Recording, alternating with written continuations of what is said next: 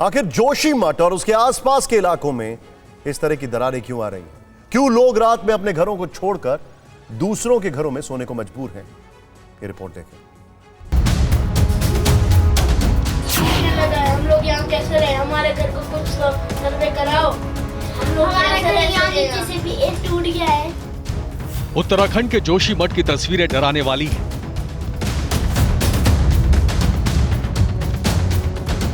लोगों के डर की वजह है उनके दरकते मकान और उसकी दीवारें।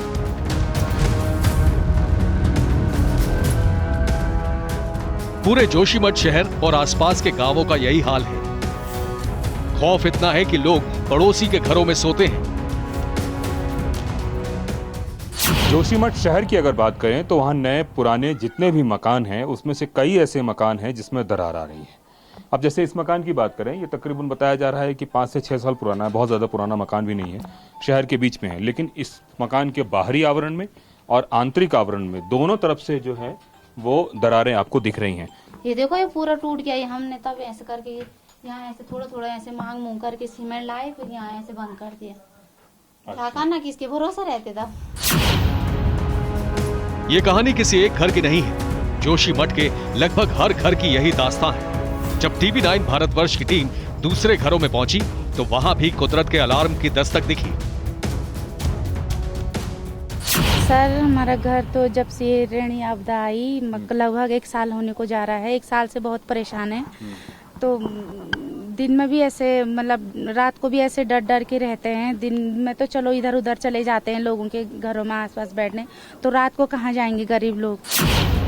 जोशीमठ के सरकारी अस्पताल की जो तस्वीर है वो भी बहुत भयावह है। अस्पताल की बिल्डिंग में भी दरारें आ रही हैं। अस्पताल के बाहर और अंदर ये दरारें बढ़ती ही जा रही हैं। ऐसे में मरीजों से लेकर डॉक्टर तक दहशत में है। इस वक्त हम जोशीमठ के सरकारी अस्पताल में हैं और सरकारी अस्पताल की क्या स्थिति है यह भी आपको तस्वीरों में दिखाना चाहूँगा। ये इसकी मेन बिल्डिंग है और मेन बिल्डिंग में आप देखिए इनके सामने में दरारें आनी शुरू हो गई है।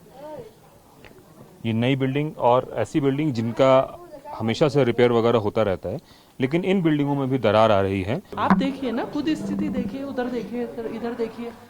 ये दिखाई है तो इधर कोई बात ये नहीं। वो देखिए, वहाँ देखिए दरारें। ये अच्छा, ये देखिए पूरा अंदर की देखिए, तो पूरा पानी पूरा टपक रहा है और पूरे उसमें फिसलन हो जा रही है और कभी भी गिरेगा ये तो। जोशीमठ में खतरे का जो अलार्म बज रहा है उसके संकेत पहाड़ों, मकानों और अस्पतालों से लेकर सड़कों तक दिख रहे हैं। सड़कों पर जगह जगह बोर्ड लगे हैं कि लैंडस्लाइड हो रही है। ऐसा नहीं है कि प्रशासन को इस बात की इत्तला नहीं है, प्रशासन को भी जानकारी है और शायद यही वजह है कि प्रशासन ने इस तरह के बोर्ड लगा रखे हैं कि यहाँ पे लिखा हुआ है कि सावधान, आगे मार्ग में भू धसाव हो रहा है, कृपया धीरे चलें। और इस तरीके से आप देखिए जो स्लोप है वो आपको थोड़ा सा नीचे नज़र आ रहा होगा और ये स्लोप आपको यह बताने के लिए काफ़ी है कि किस तरीके से धीरे धीरे ही सही लेकिन यहाँ पे धसाव हो रहा है। दरार है ये देखिए ये काफ़ी ज़्यादा है और इसकी बात मैं बताऊं, ये बाहर से भी आपको दिख रहा होगा, पूरे दीवार में है और इस दीवार के ठीक सामने जो सड़क है उस सड़क पे भी धसाव की स्थिति है। सरकार ने बाकायदा बोर्ड लगा रखा है कि भू धसाव है, यहाँ धीरे चलें। गौर करने वाली बात यह है कि जहां कहीं भी घनी आबादी है वहां दरार आने की घटनाएं अधिक देखने को मिल रही हैं।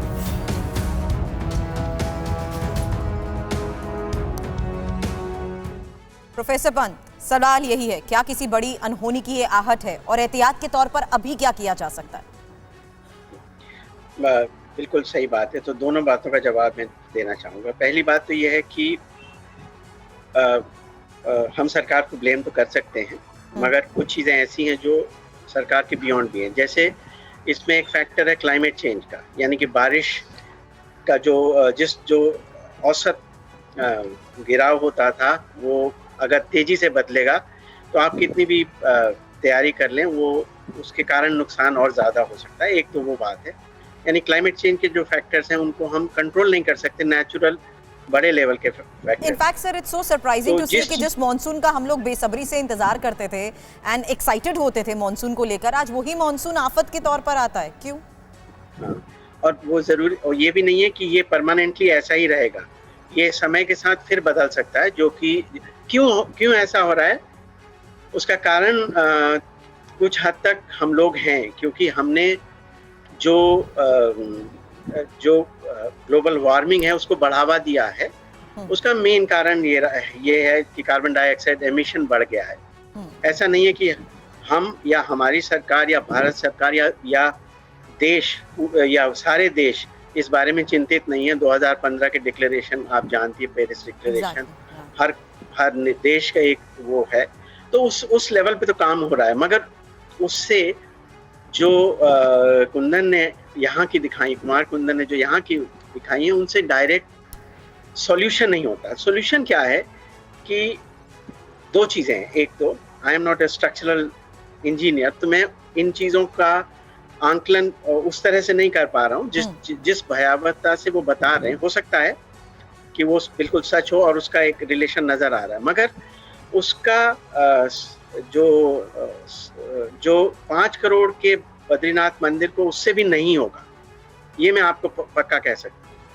उसको करने के लिए जो इसका मेन कारण है, यानी जहां के कारण ये धसाव हो रहा है, जो कि इसकी फाउंडेशन से काफी नीचे होगा या नदी के किनारे होगा, उस कटाव को रोकने के लिए इंजीनियरिंग सॉल्यूशन करना पड़ेगा। तो वो पहले करना पड़ेगा और तब उसके बाद ये जो बैंड एड वाले सॉल्यूशंस हैं ये काम आएंगे। या आप यानी हड्डी टूट जाए तो बैंड एड से उसको नहीं रोक सकते, तो पहले आपको मेन चीज को का समाधान करना होगा। लेकिन इस सब के बीच में कुमार कुंदन से क्विक रिएक्शन लूंगा। कुमार, ये अभी के जो सरकार की तरफ से रिएक्शंस आ रहे हैं या जो लोकल अथॉरिटीज हैं वो सिर्फ वेट एंड वॉच कर रही हैं या फिर कुछ रिएक्टिव मोड में भी हैं? देखिए, स्थानीय लोगों ने सरकार को एक पत्र लिखा और बताया कि मेरे घर टूट रहे हैं। तो डिस्ट्रिक्ट एडमिनिस्ट्रेशन चमोली ने, डीएम चमोली ने स्टेट डिजास्टर मैनेजमेंट को एक लेटर लिखा कि ऐसा हो रहा है। उसके बाद आईआईटी रुड़की, वाडिया इंस्टीट्यूट और जियोलॉजिकल सर्वे ऑफ इंडिया, इसके अलावा एसडीआरएफ, 5 सदस्यीय एक टीम तैयार की गई और वो सदस्यीय टीम अभी 3 दिन पहले यहाँ आई थी और आके उन्होंने सर्वे करने की कोशिश की और यह जानने की कोशिश की कि क्या ऐसी वजह है जिसकी वजह से इस तरह से दरारें आ रही हैं या मकान टूट रहे हैं। हालांकि अभी उस कमेटी ने अपनी रिपोर्ट सबमिट नहीं की है, लेकिन इतना ज़रूर है कि यहाँ पे टीम आई है पहली बार और टीम यह जानने की कोशिश कर रही है कि आखिरकार इसके पीछे की वजह क्या है, ये क्यों टूट रहे हैं, क्यों दरक रहे हैं। और इन सब के बीच लोग हैं वो हैरान हैं, परेशान हैं। अम्मा, अभी इस जगह पे रहते हो, कब से ये मकान टूट रहा है? ये पहले साल भी थोड़ा थोड़ा दरार थी इसमें, पर अब के साल ज़्यादा आ गई। ज़्यादा आ रहा है? हाँ, जनवरी फरवरी से ज़्यादा आ रही ना। अच्छा। हाँ, हमने पहले तो इसकी सब मरम्मत की, पर अब के साल ज़्यादा आ गई। ज़्यादा आ गई? हाँ, ज़्यादा आ गई। डर लगता है? डर लगता है, क्यों नहीं लगता। हाँ, मैं यहीं रहती अपने घर में, कहाँ जाना बूढ़े आदमी ने। बेटे कहाँ है? बेटे तो एक बेटे तो देहरादून में रहता। अच्छा। बड़ा वाला। तो सब लोग छोड़ के चले गए, आप अकेले रह गए? हाँ, अकेले रह गई मैं। अच्छा। मतलब स्थिति ये है कि ज्यादातर लोग दूसरी जगहों पर शिफ्ट हो रहे हैं और जो हालात हैं वो चिंताजनक जरूर बने हुए हैं। आप भी हमारे साथ जुड़े रहें, एक रिपोर्ट दिखाते हैं, क्योंकि जोशीमठ आस्था का केंद्र तो जरूर है, सामरिक नजरिए से भी बहुत महत्वपूर्ण है और पर्यावरण के लिहाज से भी बेहद खास है। लेकिन देवभूमि के इस इलाके पर जमींदोज होने का खतरा मंडरा रहा है।